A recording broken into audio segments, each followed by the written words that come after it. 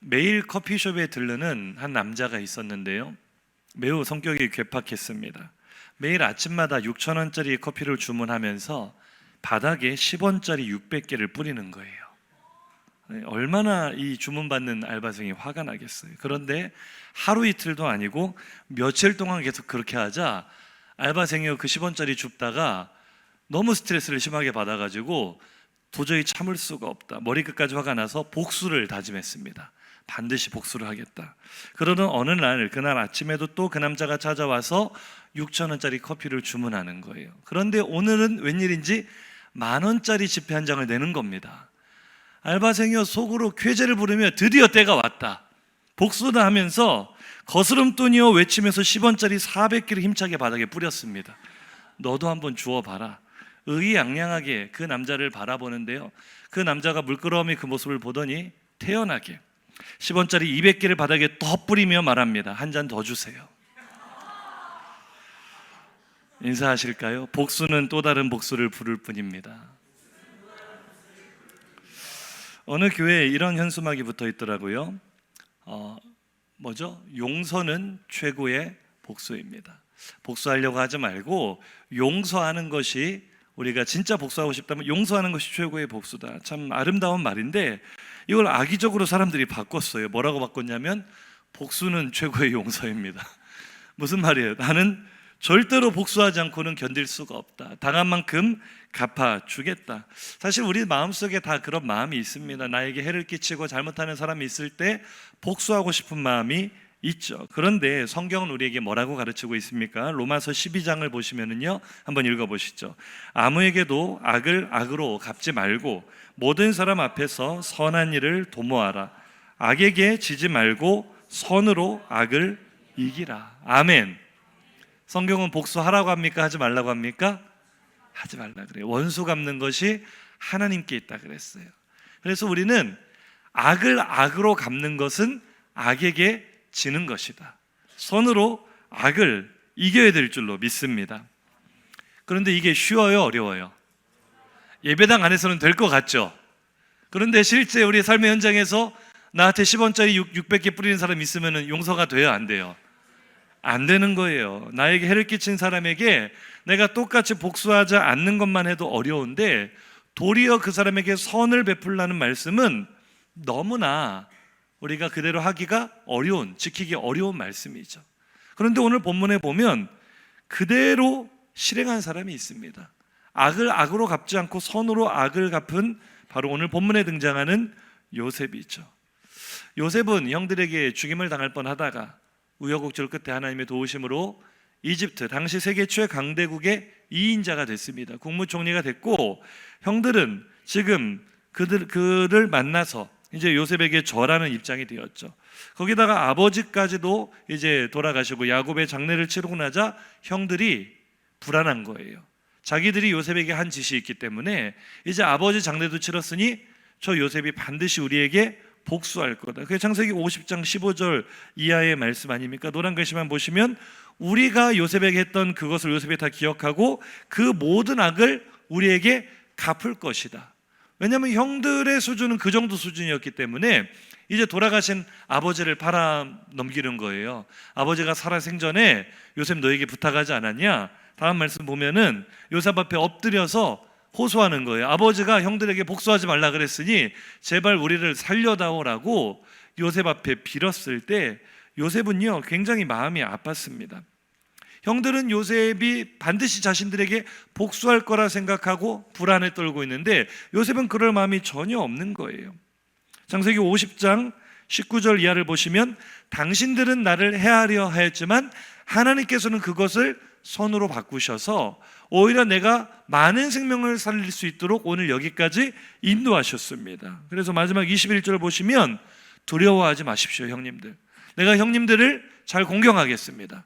형님들의 자녀도 제가 기르겠습니다 라고 하면서 맨 마지막에 뭐라 그래요? 요셉이 간곡한 말로 위로하는 거예요. 위로.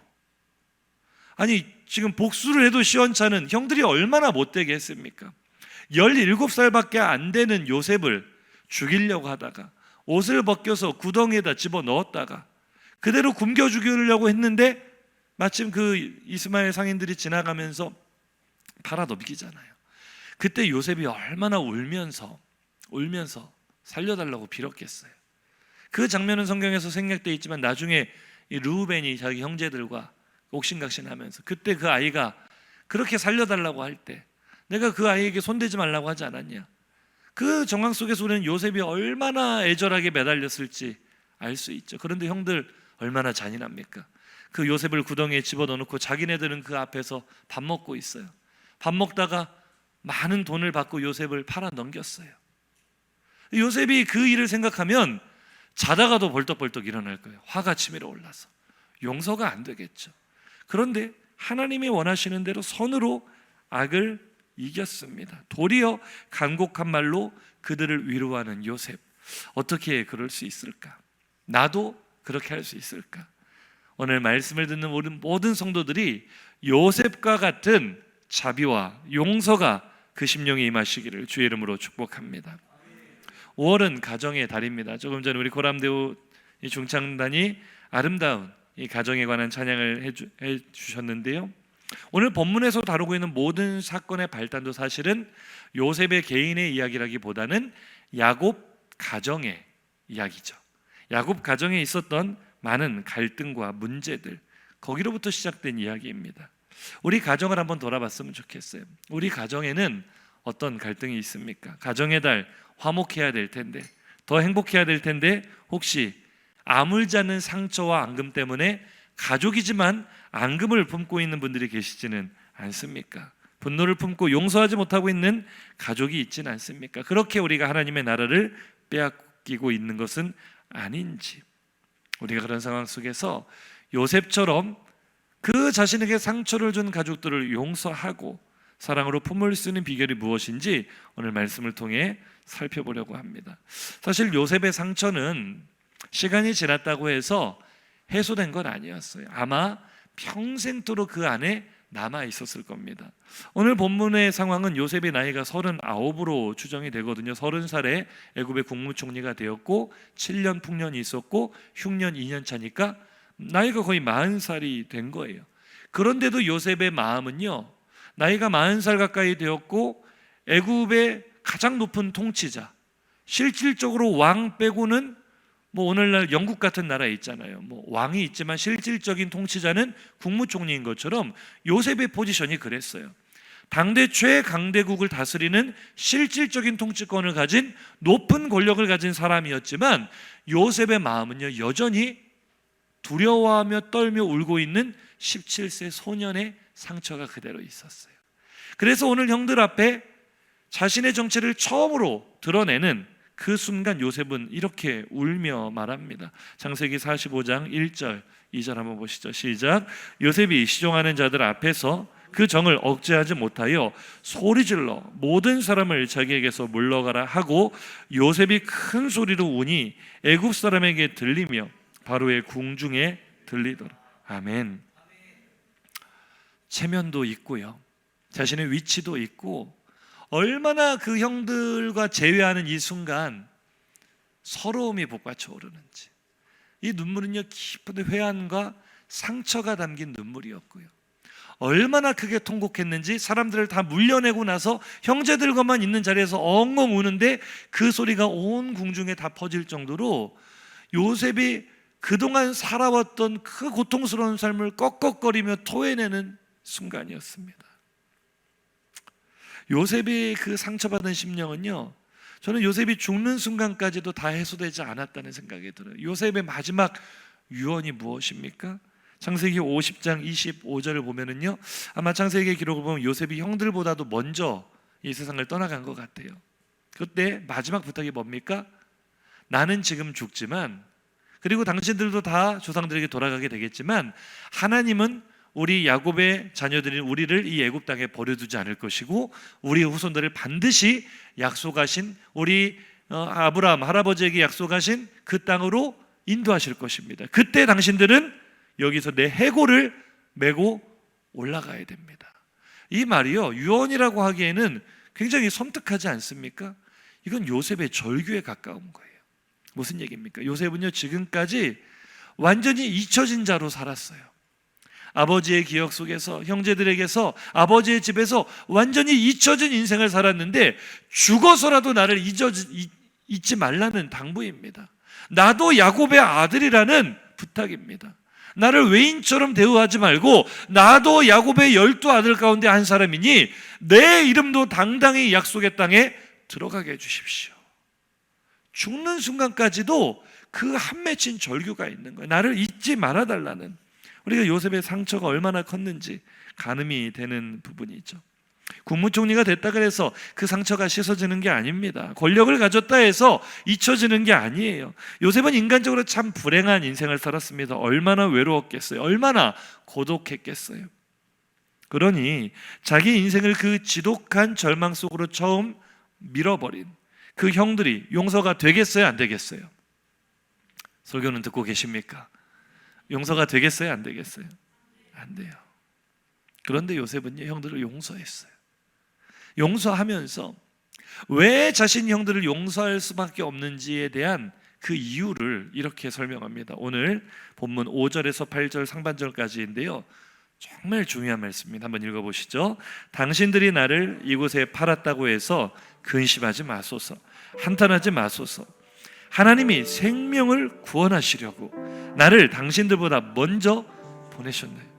하나님이 큰 구원으로 당신들의 생명을 보존하고 당신들의 후손을 세상에 두시려고 나를 당신들보다 먼저 보내셨나니 그런즉 나를 이리로 보내니는 당신들이 아니요 하나님이시라. 아멘.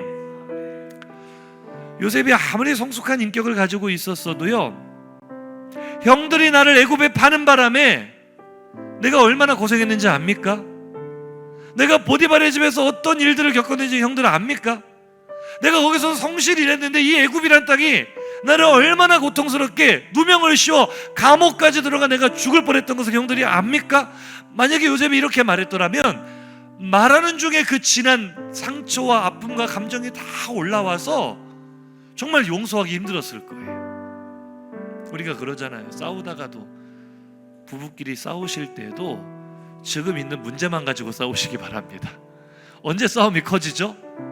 10년 전, 20년 전 결혼할 때 이야기까지 다 끄집어 와가지고 싸우면은요, 이게 2박 3일을 싸워도 끝이 안 나는 거예요. 싸움이 지난 그 상처와 아픔이 다 올라와서요. 요셉이 그럴 수 있잖아요. 내가 왜 애굽에서 그 죽을 고비를 넘기며 고생했으니까, 형들이 나를 거기 팔아 넘기지만 않았으면 내가 그렇게 고통스러운 인생 안 보냈을 텐데.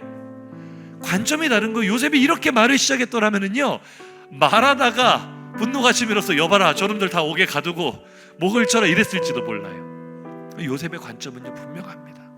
형님들 걱정하실 거 없습니다.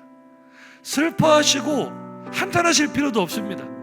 형님들이 그렇게 하신 것이 아니라 하나님이, 이 핵심 키워드가 하나님이에요. 하나님.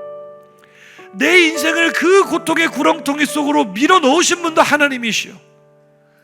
그 노예 생활 가운데 억울한 누명을 쓰게 하고 감옥에 들어가게 하고 이루 말로 다 할 수 없는 그 고통의 끝에 오늘 나를 여기까지 인도하신 분이 하나님이신데, 그분이 나를 통해 생명을 구원하시려고 그렇게 하셨습니다. 하나님이 하시는 일을 누가 막을 수 있습니까? 형님들 걱정하실 필요 없습니다. 무슨 얘기입니까? 지금 누군가가 용서가 되지 않아, 나에게 큰 손해를 끼치고 나에게 아픔을 준 사람이 용서가 되지 않아 분노를 품고 있는 분이 계시다면 관점을 한번 바꾸어 보십시오. 그가 나에게 그렇게 한 것이 아니라 하나님이 뭔가 내가 이유를 다 알 수는 없지만 하나님의 선하신 뜻과 계획이 그분을 통해 나에게 그렇게 행하신 것입니다. 그 사람이 악한 일이든 선한 일이든 하나님께 쓰임받는 도구가 되어 나에게 무엇인가를 깨닫게 하시려고 나를 통해 이루시려는 하나님의 뜻이 계시기 때문에 그렇게 하신 줄로 믿으시기 바랍니다. 할렐루야. 우리가 이런 관점을 갖는 것이 너무나 중요해요. 그런데 우리의 삶의 현장에서는요, 이런 고백이 잘 나오지 않습니다. 네가 나에게 이렇게 했지, 네가 나에게는 아픔을 줬지. 그 사람이 보이죠? 그 배후에 계신 하나님이 잘 보이지 않아요. 왜냐하면 하나님은 우리 눈에 보이지 않는 분이시기 때문에 그렇습니다. 오늘 우리 찬양팀이 찬양할 때 나의 가는 길 주가 인도하시는 이 찬양을 하는데 참 은혜가 됐어요. 성령이 교통하십니다. 저 사전에 어떤 교감을 가지고 찬양을 같이 준비한 게 아니라 저도 말씀 준비하다 이 찬양이 참 은혜롭게 다가왔는데 가사가 그래요. 그는 보이지 않아도 날 위해 일하시는 하나님이십니다. 우리 사랑하는 성도님들, 지난 우리의 삶을 되돌아보며 보이지 않지만 내 삶 가운데 역사하신 하나님의 손길을 더듬어 보며 우리가 이 찬양 함께 불러봤으면 좋겠어요. 요셉의 인생에 역사하신 하나님, 내 인생에 역사하신 하나님, 보이지 않는 하나님의 역사를 우리 함께 고백해 보겠습니다. 나의 가는 길, 요셉이 이 찬양했을 것 같아요. 나의 가는 길 주님 인도하시네. 그는 보이지 않아도 날 위해 일하시네. 주 나의 인도자 항상 함께 하시네. 사랑과 힘 베푸시며 인도하시네. 우리 한 번만 더 처음부터 고백할까요? 나의 가는 길, 나의 가는 길 주님 인도하신. 그는 보이지 않아도 날 위해 일하시. 믿으십니까? 주 나의 인도자 항상 함께 하시네. 사랑과 힘 베푸시며 인도하시네.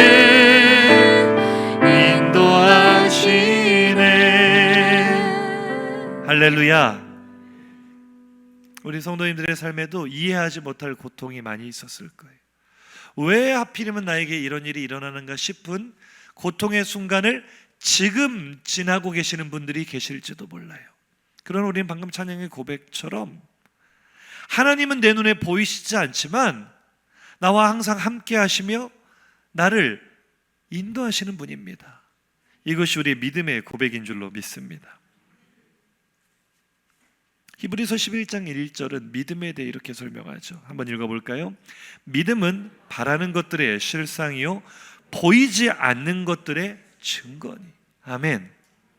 이 말씀이요 굉장히 어려워요. 우리가 방금 찬양으로 고백했지만 하나님이 나를 인도하신다는 것을 믿음으로 고백했지만 그의 일하심이 우리의 눈에 보여요, 보이지 않아요? 보이지 않아요. 그래서 보이지 않는 그것을 바라보는 게 믿음이라고 하는 겁니다. 이게 오늘 설교의 주제거든요. 정말 아이러니하게도요, 요셉이 어떤 사람입니까? 제가 오늘 아침에 성도들 인사하는데 우리 유초등부 부장이신 최현선 집사님이 아이들 가방을 이렇게 메고 계셨는데 거기 꿈을 꾸는 요셉이라고 써 있더라고요. 꿈을 꾸는 요셉. 요셉이 어떤 사람이에요? 꿈의 사람이고요. 요즘 말로 하면 비전의 사람입니다. 비전이 뭐죠? 보는 거예요. 눈으로 보는 걸 비전이라고 합니다. 그런데 참 아이러니한 것은요, 요셉 같은 비전의 사람에게 하나님이 일하시는 것은요, 비전을 보이는 것이 아니라 인비저블, 보이지 않는 방식으로 하나님이 인도하신다는 거예요. 오늘 설교의 제목이 인비저블 핸드, 보이지 않는 손이거든요. 비전의 사람인데 비저블이 아니라 인비저블. 왜 비전의 사람이 보이지 않는 안개 속을 헤매고 다녀야 합니까? 우리는 비전이다라고 하면 내 눈에 뭔가를 확실히 보며 걷는다라고 생각을 하거든요. 그런데 실제로 우리의 이 신앙의 여정을 바라보면 앞이 잘 보이세요? 안 보이세요? 옆에 계신 분에게 한번 여쭤보세요. 잘 보입니까? 보여요? 안 보여요? 제가 울산 올 때 에피소드 말씀해 드렸잖아요. 울산 올 때가 아니라 사실은 저는 태어나기만 서울에서 태어났지 이 모든 학교 생활과 이 성장을 전라북도를 벗어난 적이 없는 사람이에요. 그래서 저는 서울 사람이라고 안 하고 전라도 사람이라고 말을 많이 하는데 한 번도 전라북도를 벗어나지 않다가 이제 부교역자 생활까지도 전도사, 강도사까지 전주에서 사역을 했거든요. 처음으로 목포로 이제 강도사 때 이제 사역지를 옮겨 전임 사역지로 목포로 가는데 뭐 결정된 게 아니라 면접 보러 가는 날이었어요. 새벽 일찍 출발했는데 같은 전라도여도요, 전라북도와 전라남도의 정서가 좀 많이 달라요. 제가 가보니까 진짜 찐 전라도는 전라남도. 사투리도요, 저 사투리 잘 안 쓰지 않습니까? 아니라고 이렇게 보시는데 저는 표준어를 항상 쓰는 서울 사람입니다. 근데 전라남도는 진짜 사투리도 억양도 확실히 전라도고요. 전라북도는 조금 충청도하고 섞여가지고 좀 이상해요. 근데 정서적으로 전라남도라고 하면 좀 정서적인 거리가 좀 멀어요. 그래서 전주 사람들이 대전을 가면 갔지 광주 잘 안 가거든요. 저도 한 번도 광주 가본 적 없어요. 무슨 일이 있어서 광역시를 간다 하면 대전은 가도 광주는 잘 안 가지더라고요. 그런 마음으로 이 목포를 가는데 굉장히 이렇게 마음도 불안하고 정서적으로도 조금 내가 어디 멀리 팔려가는 것 같고, 근데 그날 새벽같이 이제 차를 운전하고 출발했는데 저는요, 살면서 안개가 그렇게 짙은 안개는 처음 봤어요. 라이트를 켜고 안개등을 켜고 가는데요, 진짜 여기서 제 신장로님 앞에 계시는데 이 정도 거리가 안 보여요. 와, 운전하고 목포 사실은 뭐 1시간 반이면 가는 거리인데 2시간 넘게 걸려서 도착한 것 같아요. 그렇게 앞이 안 보이더라고요. 그러면서 제가 가면서 그런 생각이 들었어요. 아, 이게 내 앞길인가? 앞이 보이질 않는다. 아무것도 보이질 않는다. 그렇게 가서 이제 목포에서 5년 사역을 하면서 하나님의 은혜로 또 여러 가지 부흥도 맛보고 행복한 사역을 했는데, 그러다 이제 제가 화평교회 부임하기 전에 설교하러 오던 날이 있잖아요. 설교하러 올 때도 사실은 이제 7월 달부터 갔어야 되는데 제가 청소년 사역을 했기 때문에 7월, 8월이 너무 바빴어요. 그래서 사역 다 마치고 오겠습니다가 이제 8월 마지막 주였던 걸로 기억을 하는데, 이제 그날 아침에 백 목사님께 축복 기도를 받고 아침 1부 예배 7시 예배를 드리자마자 출발했으니까 얼마나 일찍 출발했습니까? 여유 있게 출발했는데요, 그날 비가 억수로 내리는데 저 살면서 그런 비를 또 처음 봤네요. 아니, 안개가 아니라 비가 목포에서 울산 도착할 때까지 그날 한 6시간 넘게 제가 운전했을 거예요. 제가 여기 있는데도 신장로님 있는데 절반 정도도 안 보이는 거예요. 비가요, 와, 처음부터 끝까지 비상등을 켜고 왔거든요. 아무것도 안 보여서 제가 오면서 또 운전하면서 그런 생각을 했잖아요. 이게 내 앞길인가? 울산에 가서 내 앞이 보이질 않는다. 우리의 앞길이요, 안 보여요. 뭔가를 명확히 바라보고 내가 울산에 가면은 이런 교회가 있겠지, 이런 성도들이 있겠지, 이런 일들이 일어나겠지. 아무것도 안 보여요. 아무것도 안 보여요. 지금도 마찬가지입니다. 앞으로 5년 후에 우리 화평교회가 어떻게 되겠지, 10년 후에 우리 화평교회가 어떻게 되겠지, 아무것도 안 보여요. 안 보여요. 안개 속 같아요. 그 안개 속을 헤매며 나아가는 거예요. 그래서 걸리버 여행기 아시죠? 이 조나단 스위프트라는 이 영국의 작가가, 아일랜드 작가가 쓴 걸리버 여행기, 이 작가가 이런 말을 했어요. 진정한 비전이 무엇인가? 진정한 비전이란 보이지 않는 것을 볼 수 있는 힘이다. 보이지 않는 것을 보는 것이 믿음이다. 믿음은 보이지 않는 것들의 증거다. 사랑하는 성도님들, 하나님의 보이지 않는 손을 볼 수 있으시기를 주의 이름으로 축복합니다.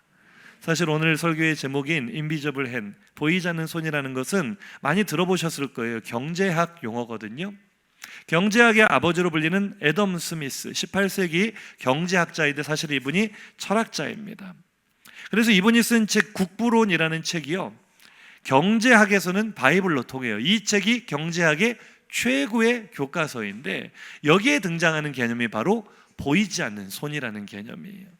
이 애덤 스미스는 경제에 있어서 자유방임주의, 이 모든 경제의 균형적인 이 분배, 부의 분배는 시장에 맡겨야 된다. 누군가 인위적으로 개입한다고 해서 분배가 되는 것이 아니라 각 사람이 자신의 이익을 위해 열심히 일을 할 뿐이지만 마치 보이지 않는 손이 부를 분배하는 것처럼 적절한 시장의 균형이 이루어지기 때문에 그 보이지 않는 손, 시장의 원리에 맡겨야 된다라는 주장을 한 분인데, 이분의 이 보이지 않는 손이라는 이 개념이요, 사실은 그의 신학적인 배경에서 나온 이야기예요. 성경적인 배경.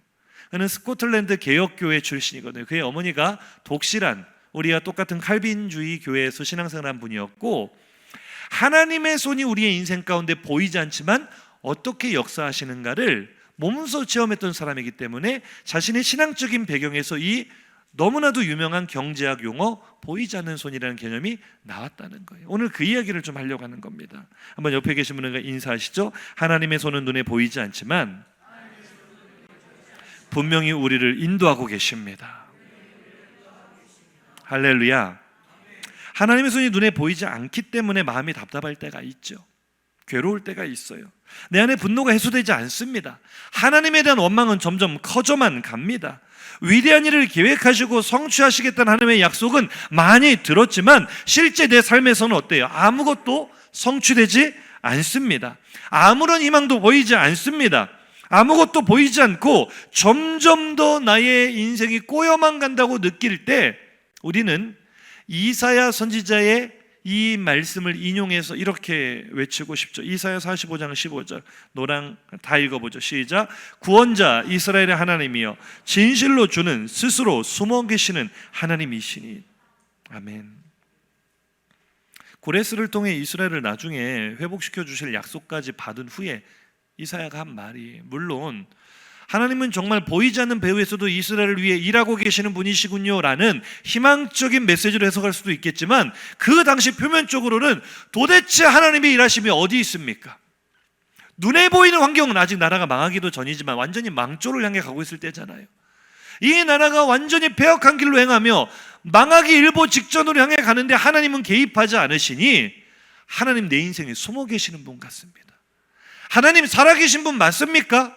라고 우리가 하나님께 묻고 싶을 때가 너무나 많은 거예요. 내 삶 어느 구석에서도 하나님을 볼 수 없기 때문에. 오늘 요셉의 얘기가 꼭 그렇습니다. 창세기 흐름을 가만히 보시면은요, 요셉 때에 이르러서 하나님의 이 임재가 가장 희미하다는 사실을 아십니까? 표면적으로는 그래요. 보세요. 아브라함이나 이삭이나 야곱에게처럼 하나님이요 요셉에게 직접 말씀하셨다라는 구절이 한 군데도 나오지 않아요.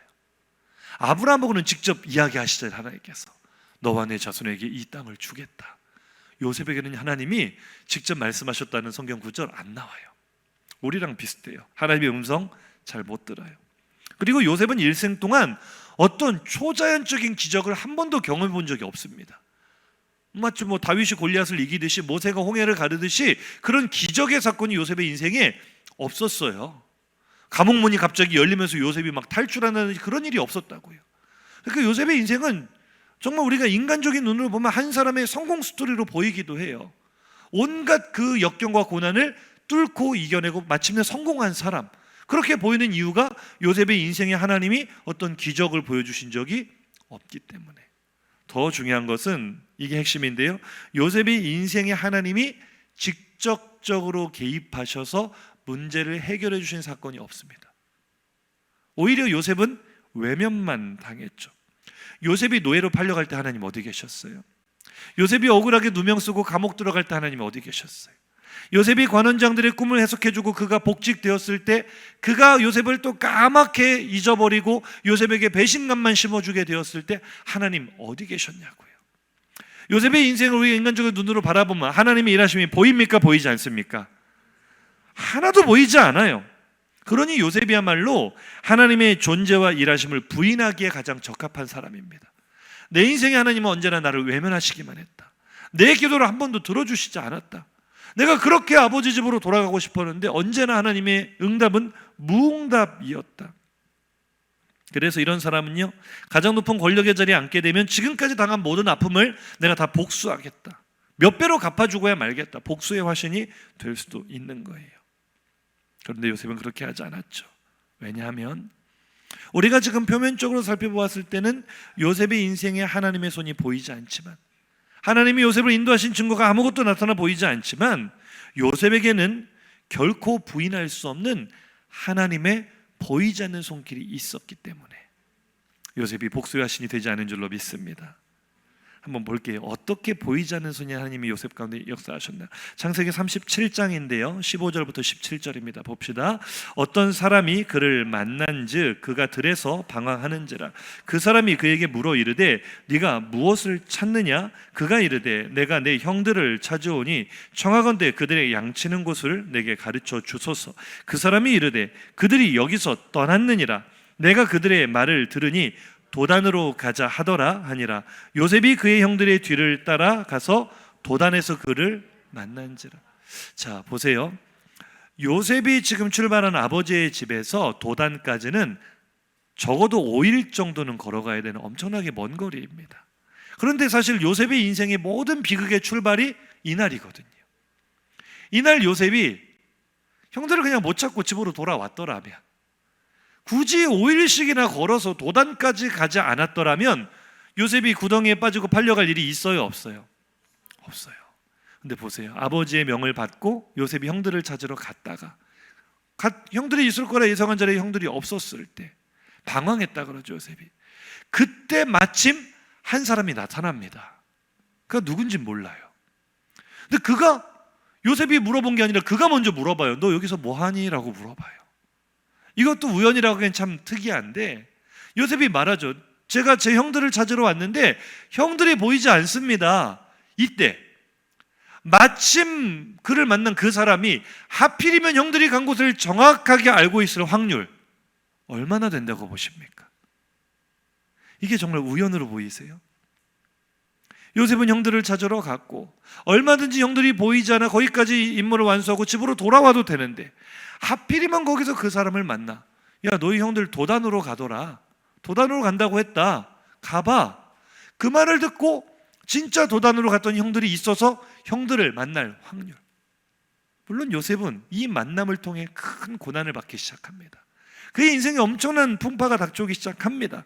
그러나 그를 거기까지 인도하신 분, 하필이면 그때 그 사람을 만나 거기까지 인도하신 그 모든 일이 하나님의 보이지 않는 손이었다는 것을 기억하시기 바랍니다. 다음 사건 하나만 볼까요? 그 요셉을 형들이 만나 봐라. 꿈꾸는 자가 온다. 꿈의 주인이 온다. 저놈을 죽여버리자. 저놈의 꿈이 어떻게 되는지 우리가 한번 보자. 악한 계략을 가지고 요셉을 죽이려고 옷을 벗겨서 구덩이에다 집어넣습니다. 살려달라고 비는 요셉의 목소리를 외면하고 자기들을 위해서 밥 먹고 있어요. 그때 하나님께서 유다의 마음을, 가장 영향력 있는 유다의 마음을 감동해서 야, 우리가 동생들을 죽이지는 말자, 이런 마음을 주신 것도 참 놀라운데 그 다음 스토리가 기가 막혀요. 딱 그 상황에서 창세기 37장 28절 바로 그때입니다. 시작. 그때 미디안 사람 상인들이 지나가고 있는지라 형들이 요셉을 구덩이에서 끌어올리고 은 20에 그를 이스마엘 사람들에게 팔매 그 상인들이 요셉을 데리고 애굽으로 갔더라. 아멘. 형들이 요셉을 죽일까 말까 고민하고 있는 바로 그때, 바로 그들의 눈앞을 미디안 상인들이 지나갈 확률 얼마나 된다고 보십니까? 마치 시간표를 딱 맞춘 것처럼요. 그래서 그들이 묻지도 않고 거금인 은 20이나 주면서 요셉을 사갈 확률. 더 놀라운 것은요, 그들이 요셉을 애굽으로 끌고 갔다 그러거든요. 지금 하나님의 모든 계획표가요, 애굽은 다른 민족에 대해 배타적이기 때문에 이스라엘 민족이 다른 민족과 혼혈이 되지 않고 순수하게 민족성을 지키면서 하나님의 약속대로 하늘의 별과 같이 바다의 모래처럼 많아지기 위한 최적의 장소와 조건이 바로 이집트 애굽이었어요. 그 일을 하나님은 지금 벌써 시나리오를 기획하시고 이루어가고 계시는데, 이 요셉이 이 사람들이 팔렸다고 해도 한국에 팔릴지 일본에 팔릴지 중국에 팔릴지 알 게 뭐예요? 하필이면 그 타이밍에 그 상인들이 그들의 앞을 지나가고 그 요셉을 샀을 뿐만 아니라 그 요셉을 하나님이 계획하신 무대인 애굽에 팔아 넘길 확률이 우연이라고 보십니까?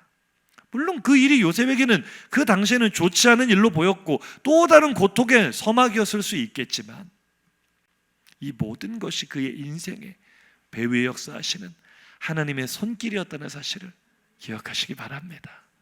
아멘. 우리는 우리 인생에 내가 기쁘고 내가 즐거운 일들만 하나님의 손이라고 생각할 때가 많잖아요. 그리고 내가 싫어하는 일, 나를 고통스럽게 하는 일은 이 일은 나에게서 일어나서는 안 되는 일이야 라고 여길 때가 많잖아요.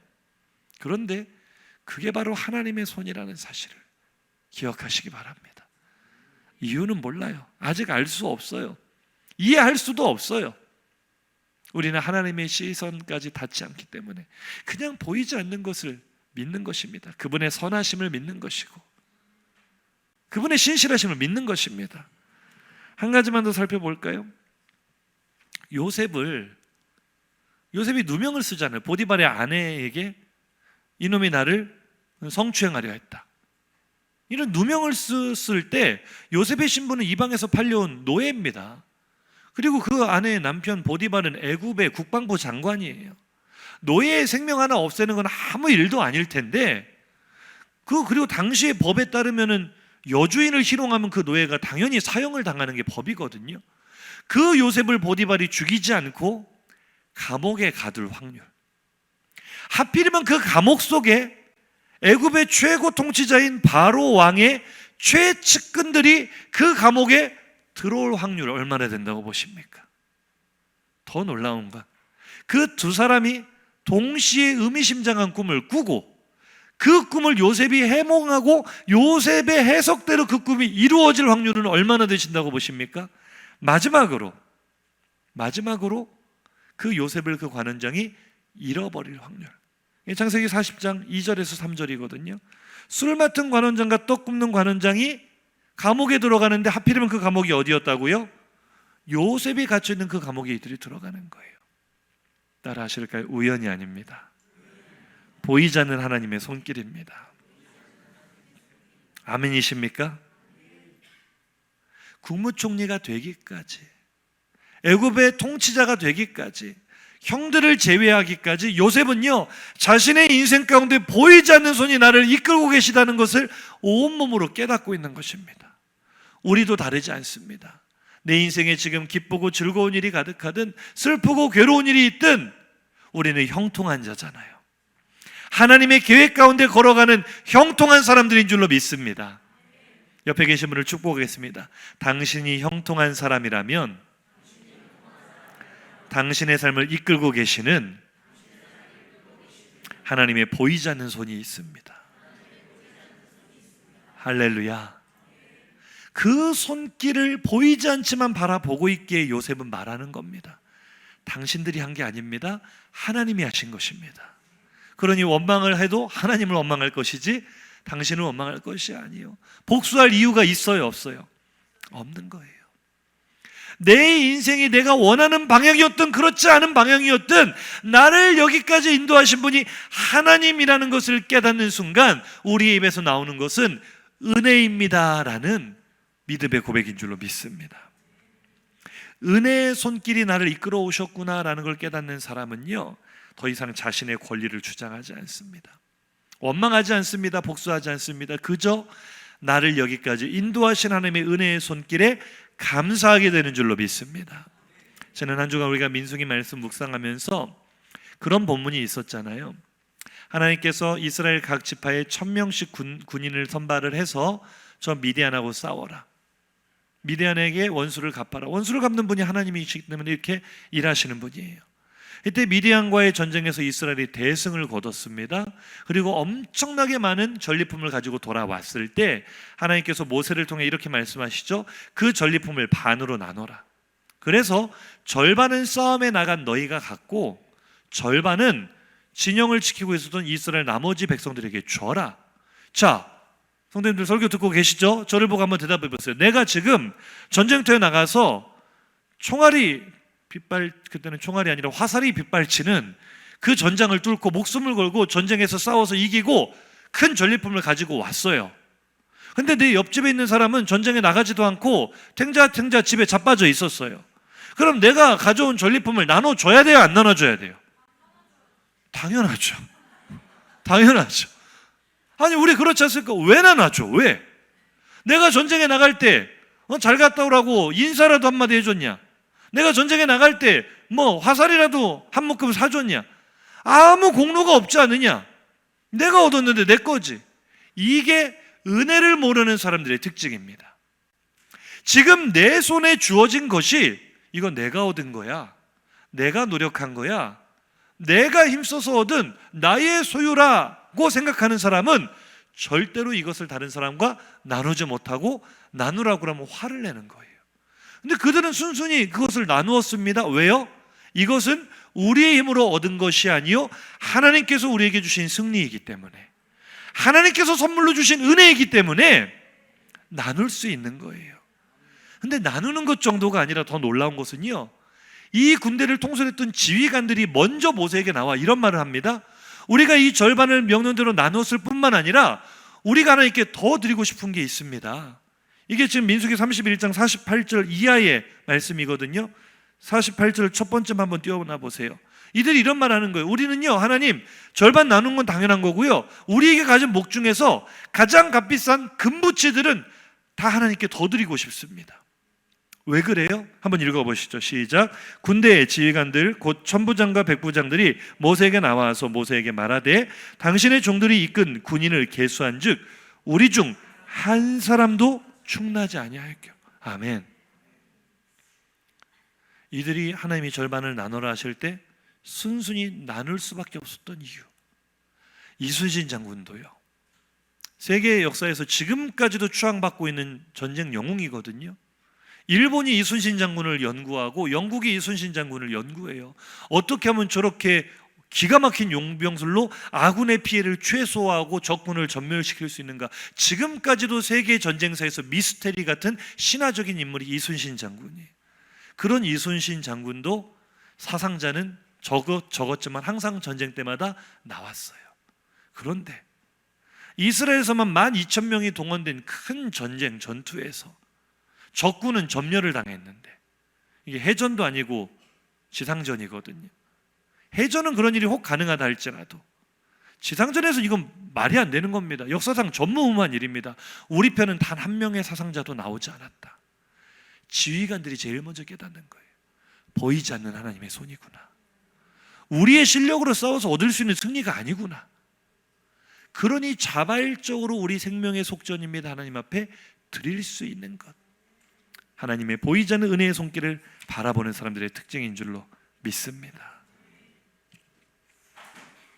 사랑하는 성도님들, 지금까지 내 삶에 어떤 이해되지 않는 고난이 있으셨나요? 하나님의 보이지 않는 손이 나를 이끌었다는 사실을 오늘 볼 수 있으시기를 주의 이름으로 축복합니다. 더 이상 마음속에 앙금을 가지고 분노를 가지고 누군가를 미워하고 복수하려는 마음을 가지고 용서하지 못하는 마음을 가지고 있다면 오늘 우리의 시선이 바뀌기를 원합니다. 따라 하실까요? 당신이 그런 것이 아니요, 하나님의 보이지 않는 손이 나를 여기까지 인도하셨습니다. 할렐루야. 5월 가정의 달입니다. 우리들의 가정들이요, 크고 작은 갈등과 상처로 신음하고 있어요. 가족인데도 서로 안에 불신이 있고 미움이 있고 상처가 있어요. 근데 보세요, 가족을 내가 선택했나요? 하나님이 만나게 하셨고 하나님이 허락하셨고, 우리가 가정에서 겪고 있는 수많은 상처와 아픔의 일들도 하나님께서 허락하신 하나님의 보이지 않는 손인 줄로 믿으시기 바랍니다. 그 일을 통하여 누군가를 연단하시고 그 일을 통하여 누군가를 생명을 살리고 생명을 복되게 할 인물로 만들어 가시고, 제 인생도요, 사실 이 자리에서 다 말할 수 없지만 성장기에 너무나 큰 아픔이 많았어요. 상처가 많았어요. 저는 참 인생을 살 자신이 없었어요. 제일 되기 싫었던 건 목사였어요. 근데 제 일에 일어난 그 수많은 사건과 사고들을 되돌아보면은요, 결국엔 주님이셨구나. 하나님의 보이지 않는 손이, 그때는 이해가 되지 않았지만, 하나님, 내가 뭘 그렇게 잘못해서 이런 일들을 당해야 됩니까? 내가 뭘 그렇게 하나님 앞에 못된 짓을 했길래 나는 이런 아픔 속에 살아야만 됩니까? 원망했었던 그 일이 알고 보니 하나님의 보이지 않는 손길이었어요. 나를 하나님의 시간표 속에서, 하나님의 계획 속에서 정확히 하나님의 일을 감당하게 하시기 위한 하나님의 은혜의 손길이었던 것, 우리 성도님들도 동일한 줄로 믿습니다. 오늘 하나님, 내 인생은 주님 손에 이끌려 가겠습니다. 여전히 우리의 삶에 보이지 않는 그 하나님이 보이지 않기 때문에 많은 고난이 있고 아픔이 있다 할지라도 나의 모든 걸음이 하나님의 보이지 않는 손이 이끌어 가시는 은혜임을 깨닫고 그 은혜를 감사하며 신뢰하며 하나님의 선하심을 믿으며 나아가는 우리의 걸음이 되기를 원합니다. 우리 그렇게 고백하는 오늘이 되기를 주의 이름으로 축복합니다.